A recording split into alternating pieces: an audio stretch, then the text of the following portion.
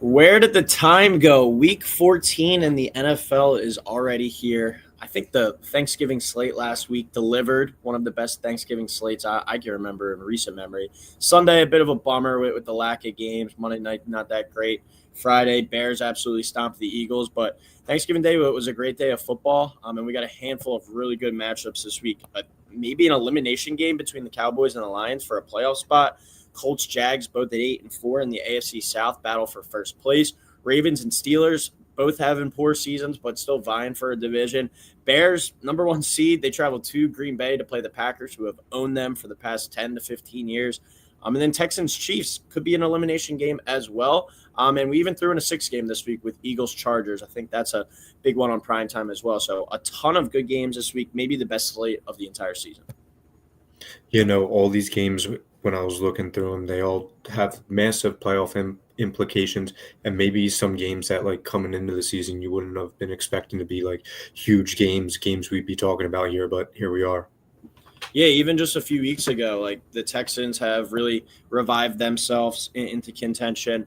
When you look at the Jags and the Colts, I don't think, like you said, going into the season, anyone was expecting that to be for first place. Even with the Colts' real hot start this season, they've kind of fell apart here down the stretch. They're a little banged up. Daniel Jones a little banged up.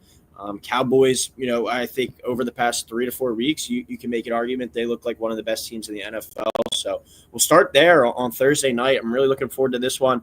Cowboys lose this one. If the Eagles win on Monday, I think that pretty much will seal the division for the Eagles, barring anything wild. But if the Cowboys win this, the Eagles lose on Monday night, they're right back there in the mix. So a huge game. Cowboys 6-5-1. They travel to Detroit to play the 7-5 Lions, who have been struggling since that bye week. 8:15 kick on Amazon. Detroit 3-point favorite here at home. Over unders 53.5. Yeah, I'm going Cowboys winning this one 30-27. So Cowboys cover 3, over 53.5. Two high-powered offenses with QBs who are having great years. Dak and Goff each are completing 69% of their throws, and they have over 3,000 yards while each tossing exactly 25 TDs.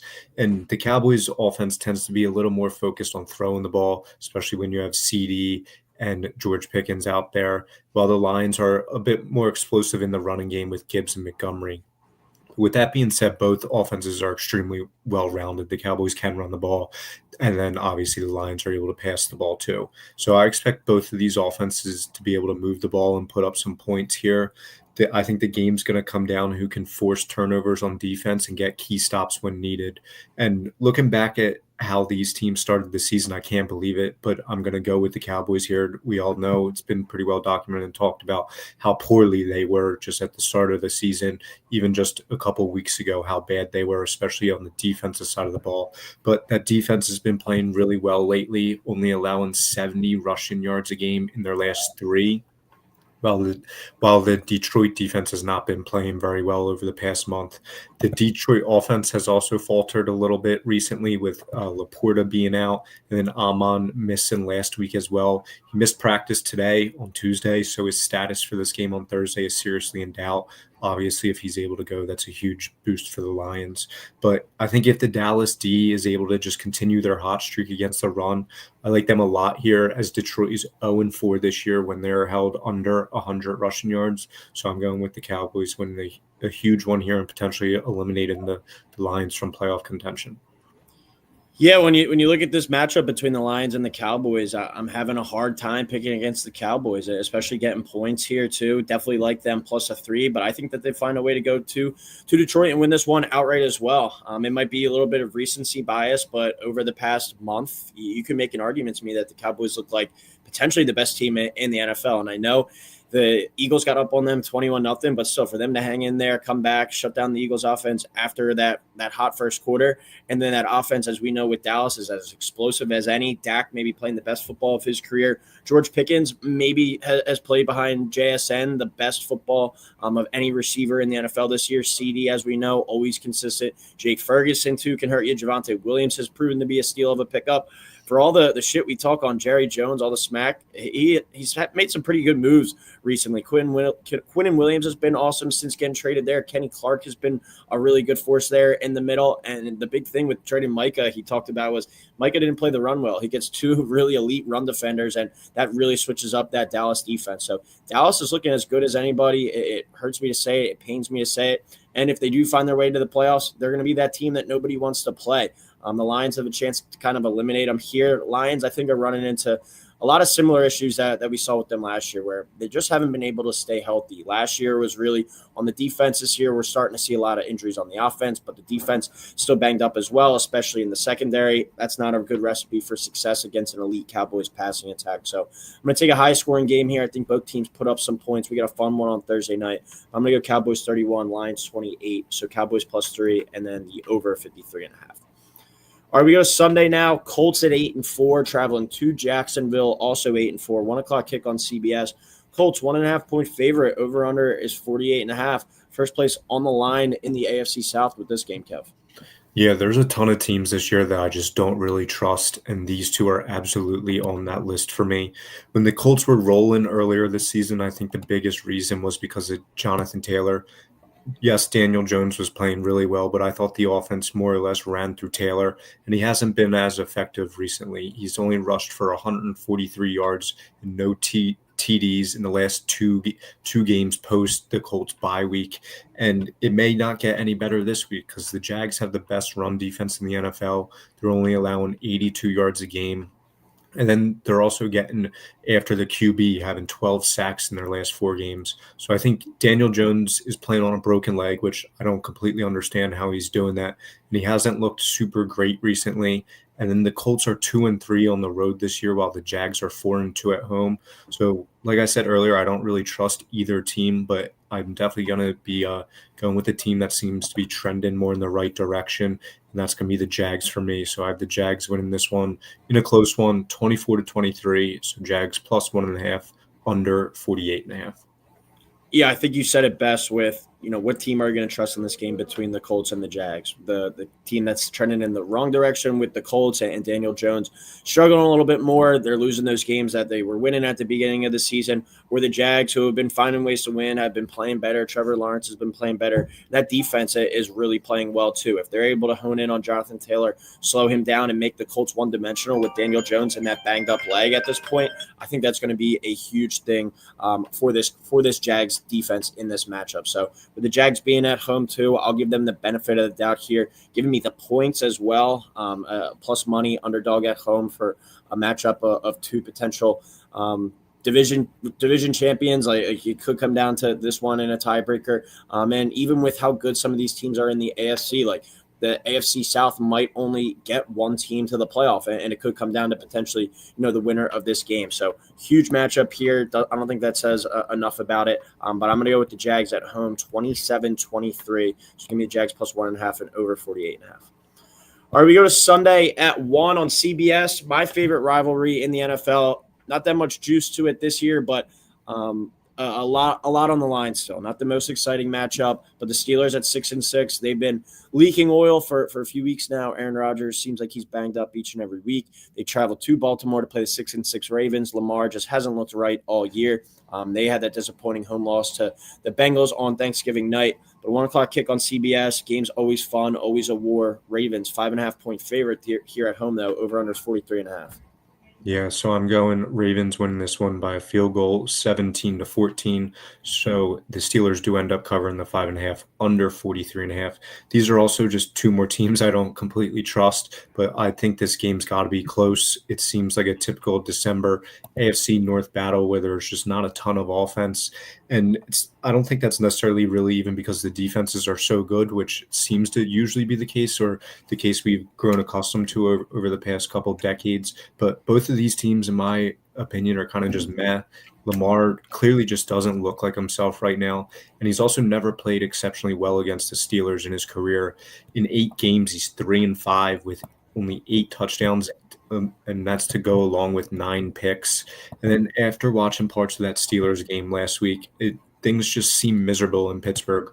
Rodgers seems like he's annoyed after like every throw. Just looking at his receivers, he was kind of throwing shade, throwing them under the bus post game last week, and then the defense just has not lived up to the name and price tags of the players they have on the defense. And so I'm going to go with Lamar to maybe make some plays and hope the Ravens defense can kind of bounce back after a tough game in against the Bengals last week. They were able to prevent the Bengals from scoring a lot of touchdowns. They had McPherson hit 6 field goals, so maybe that's something positive to build on. So I'm going Ravens winning a super close, low-scoring game. Yeah, looking at DraftKings right now with the odds, they still really like the Ravens to win this division at minus 250. These two teams still have to play each other twice. Steelers sitting at plus 285. Bengals plus 900. Hell, if the Bengals win out, and I think they would go 9-8, does that get them in? Remains to be seen. A bit of a long shot there, but still a lot on the line in this game. You touched on it. They're just a little bit of meh. I think either of these teams, if they do win the division, are one and done in the playoff unless Lamar can kind of turn it around. But he's been really disappointing. I know he's been battling some injuries, but coming off that really strong season last year and obviously being the player that we know, he's been really disappointing this year. And you touched on it too. The Steelers have kind of had his number over the years. With that 3-5 record, only 8 touchdowns and 9 interceptions in 8 career games. They've definitely got the better half of him. So wouldn't be surprised to see the Steelers win this one, but I just don't think you can take them to win this game. That offense doesn't look right at all. They really struggle to move the football consistently. That defense, as we know, has been in some turmoil all season. Darius Slay just got released today after requesting to be waived, I think, whatever the situation was. Just vibes are off in Pittsburgh. Vibes are off in Baltimore, too. So in that case scenario, I'll take the underdog with the points, but I'll just take the favorite here with the Ravens at home. So I'll go 20-17 Ravens, Steelers plus 5.5, and we'll go under 43.5 there. Really like that under, one of my favorite plays of the week. Bears 9-3 at Packers 8-3-1, 425 kick on Fox. Packers minus 6.5. Over under is 44.5. Yeah, so I'm going Pack here, 24-20, Bears plus 6.5, under 44.5. Again, I feel like a broken record here. Two teams I just don't really trust. The Packers have felt very inconsistent, while the Bears do continue to win almost every game now, but it still seems a little fake to me. I think it'll be close here. The Bears are 8-2 against the spread in their last 10 games, while the Packers are just 3-7. The Bears remind me a little bit of the Eagles in 2021. They're a team with a young QB who certainly has limitations, but he's able to do enough to win, and maybe more importantly, he does enough to not lose you the game. And then the game's won by the offensive line and just the running game. Caleb's legs have been arguably the best part of him this year, and then Swift and Monangai have been awesome. I do think the Bears clearly need to run the ball effectively to win. That's kind of their identity at this point. They're 6-0 this year when rushing for at least 140 yards, and then just 3-3 when they're rushing under that. But another problem with the Bears is that they have not been playing against a great defense in any of their wins this year. Their opponents that they won against, none of them are giving up less than 20 points a game or under 300 yards a game. The Packers do both of them, ranking 5th and 4th in the league in both. So I think the Packers defense is really legit, and I think they'll be able to slow down the Bears rushing game, and then Jordan Love will be able to make enough plays on the offensive side of the ball to get the Packers this win. Yeah, when I was looking through the spreads this week, this is one that definitely jumped off the table to me, seeing the Packers as a 6.5-point favorite, especially with what the Bears did last week going to Philadelphia. I know vibes are off in Philly right now, but the Packers have not really been consistent at all this season in their own right. And with the Bears as a 7-point dog last week going to Philly and winning, I thought this line would be definitely more so towards that kind of 3.5 number with the Packers' inconsistent woes as well. So I'm definitely going to take the Bears to cover, but I'll give the nod to the Packers at home. Like you said, maybe the best defense the Bears have played all season. Jordan Love in that offense, though, still not that consistent. They were pretty impressive last week. That was one of the more impressive games. That was against a Lions defense that's really banged up and hasn't been that great of a unit the entire season. So Jordan Love plays in those kind of ebbs and flows of looking like a top 5 quarterback, and then he can go down to a bottom half of the league quarterback. Which version of him shows up this or on a Sunday afternoon, I think that ultimately determines if they win the game or not. But I love the Bears to at least keep it close, cover that 6.5.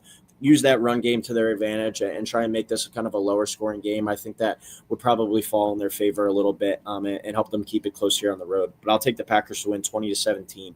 So Bears plus 6.5, under 44.5. And I believe this is the first matchup too of these two teams this season.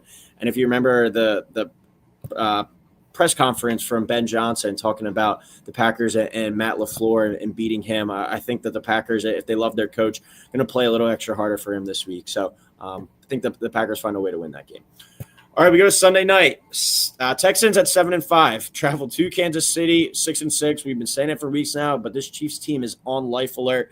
And yet again, here they are, Sunday Night Football, NBC, 8:20 kick. All eyes on them. Chiefs, 3.5-point favorite. Over under is 41.5. Kev, I think this could be the biggest game of the week because it's going to be a really tough challenge. Listening to some other stuff this week with tiebreakers, if the Chiefs lose 7 games, obviously they would have to win out from here to get to 10 wins. But it's going to be still even an uphill climb. I think they might have to win out from here to get into the playoffs. Yeah, and I don't have them winning this game. I'm going Texans winning 20-17. Texans plus 3.5, under 41.5. I think I trust the Texans. I mean, I don't know. Maybe I should just say I trust the Texans defense. The only reason I really do have any faith in the Chiefs is because of the previous 7 years. It has really nothing to do with the current year. It's really hard to ignore the past 7 years, give them the benefit of the doubt.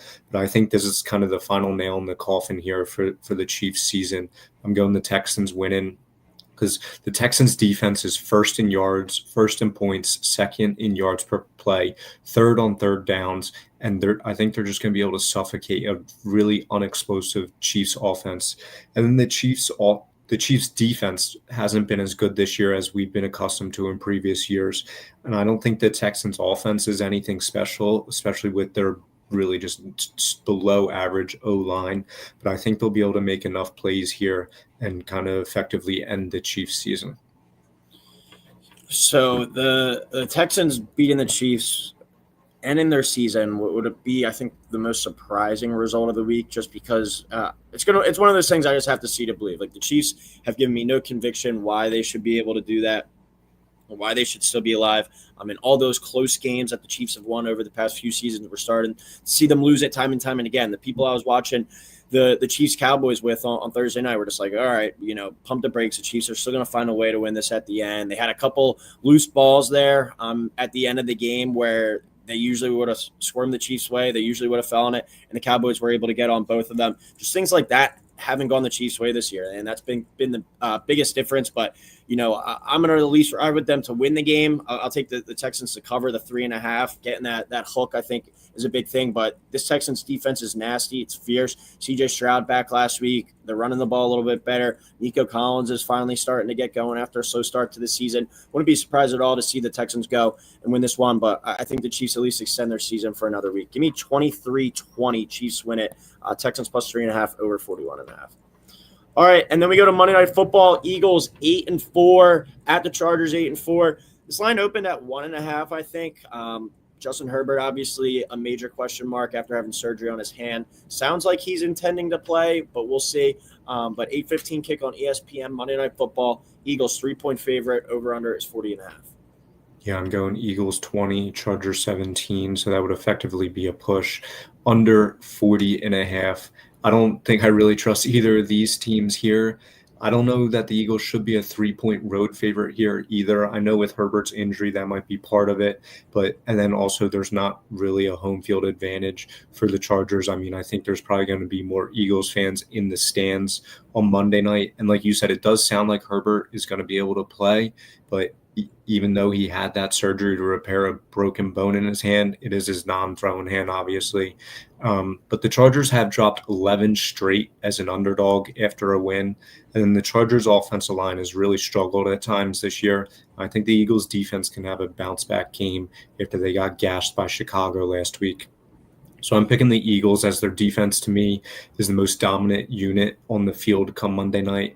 I don't really have any expectations for the offense to figure things out, but I don't know if we necessarily need them to completely figure things out this week and put up 30. So I think 20 points from the Eagles offense, maybe even some points from their defense, gets them to win this week. Eagles winning a close one, 20-17. Yeah, well, when you look at this matchup, I think the biggest question mark, obviously, going into it is does Herbert play or does Lance play? If this Eagles team goes out and loses to Trey Lance on Monday night, I'm in full, spiral mode, fully convinced that this season is going down just like 2023. And some major changes could be coming because, as much as Nick Sirianni has won, obviously winning a Super Bowl last year, going to another, if they have another epic collapse like they did 2 years ago, something is internally wrong in there that they have to address, and it could be the head coach on his way out. With a roster this good and this talented, they shouldn't be having all these issues, in 2 different seasons. And we're saying that sitting here still at 8-4, sitting here minus 900 to win the NFC East, but there could be some major changes coming if they continue this collapse. And with 2 games against the Commanders, who put up a really good fight the other night against the Broncos, with a game at Buffalo still, it could get ugly in Philadelphia if they lose this game. So we'll see if they really still have that championship mentality, that championship DNA to them. Justin Herbert, even if he does play coming off a surgically repaired hand, where last week he wasn't even able really to go under center after that happened. Everything was out of the gun. This team, I think, does a lot better when they're under center, when they're able to use that play action and whatnot. I think it's just going to be a tough turnaround there for the Chargers. But Eagles, extra day to prepare, 2 extra days to prepare. I think they could potentially use that to their advantage. Who knows what the offense looks like? That's the biggest thing. But I think the under is the play in this one for sure. We see 2 really strong defenses go at it and not much offense in this game. I like the Eagles to win, though. 21-17, kind of take some of the pressure off the outside, and they just find a way to get a win. Cover that 3 points, and we'll go under 40.5 as well. All right. Picks of the week, touchdown parlay time, one for Sunday afternoon and one for one of the primetime games. I'll start with my Sunday afternoon pick. Jackson Smith-Njigba minus 105. Last week, his worst game of the season by far. He's been awesome this entire season. You're able to get him there at minus 105. It feels like he scores each and every week. Give him another shot there at almost plus money. Yeah, my touchdown pick is Travis Etienne minus 105. I think the Jags come out and score some points here. And then my primetime game, I'm going to go with Kareem Hunt plus 140. Didn't get in the end zone last week, but anything around the goal line is his. And I think it's going to be hard to get some explosive plays on that Texans defense. If they're going to score, I think it's going to be kind of long drives down the field. I think Kareem Hunt could be one of the beneficiaries of that. Yeah, my primetime pick, I'm going Thursday night, CeeDee Lamb plus 105 against the Lions. I really think the Cowboys are going to kind of be in a shootout potentially here against the Lions. So I like CDC in the end zone. Dog of the day, I'm going to go with Bengals plus 6 at the Buffalo Bills. I don't trust the Bills at all. Bengals playing with house money at this point, and we saw them just go to the Ravens last week with no fear. Jamar Chase didn't really even light it up last week. There was some mistiming, some miscommunication. If they're able to really get him going this week against a Bills secondary that I think he could exploit, I wouldn't be surprised to see the Bengals win that game outright. Yeah, I really like that pick as well. So that's something I would definitely take. And then I'll do like a double dip here, something we already talked about, Texans money line or Texans plus 3.5 against the Chiefs. All right, and lock of the week, favorite bet of the week. I'm going to go Raiders, Broncos, under 40.5, sitting in my laundry room where I watched that game happen last time, one of the uglier football games ever on Thursday Night Football. Neither team was able to move the ball on each other, really. The Broncos, that offense is so inconsistent. You never know what unit is going to show up. If the Raiders are able to roll out any similar blueprint, we could see that one being a very low-scoring game because we know the Raiders aren't going to move the ball at all. So Raiders, Broncos, under 40.5 there for my lock of the week. My lock of the week, I'm going Rams, Cardinals, over 48.5. I think the Rams come out here this week after that tough loss last week and just score a ton of points here. And then hopefully the Cardinals are able to score some too. All right, that'll wrap it up here for NFL Week 14 picks and preview. Hard to believe already, but thank you everyone for tuning in. Please subscribe, and we'll talk next week.